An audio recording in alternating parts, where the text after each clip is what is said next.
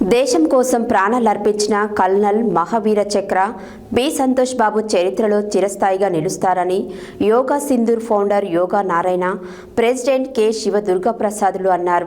సోమవారం యోగా సింధూర్ ఫౌండేషన్ ఆధ్వర్యంలో సంతోష్ బాబు చిత్రపటానికి పూలమాలలు వేసి నివాళులు అర్పించి తల్లిదండ్రులు ఉపేంద్ర, మంజులకు ₹1,00,000 చెక్కులను అందజేసి మాట్లాడారు.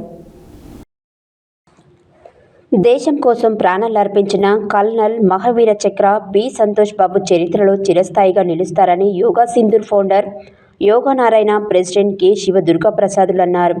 సోమవారం యోగా సింధూర్ ఫౌండేషన్ ఆధ్వర్యంలో సంతోష్ బాబు చిత్రపటానికి పూలమాలలు వేసి నివాళులు అర్పించి తల్లిదండ్రులు ఉపేంద్ర, మంజులకు ₹1,00,000 చెక్కును అందజేసి మాట్లాడుతూ యోగా సింధూర్ ద్వారా వచ్చిన ₹3,31,570 దేశం కోసం ప్రాణాలర్పించిన సైనిక కుటుంబాలకు అందజేస్తున్నామని అన్నారు.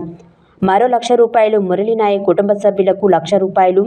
అదేవిధంగా కార్గిల్ దివాస్ సందర్భంగా ఈ నెల 26న నల్గొండలో జరిగే కార్యక్రమంలో కార్గిల్ యుద్ధ వీరుల కుటుంబాలకు కూడా ఆర్థిక సహాయం అందజేయనున్నట్లు తెలిపారు. యోగా సింధూర్ ద్వారా భవిష్యత్తులో అనేక సామాజిక కార్యక్రమాలు, యోగా శిక్షణ కార్యక్రమాలు నిర్వహించినట్లు తెలిపారు.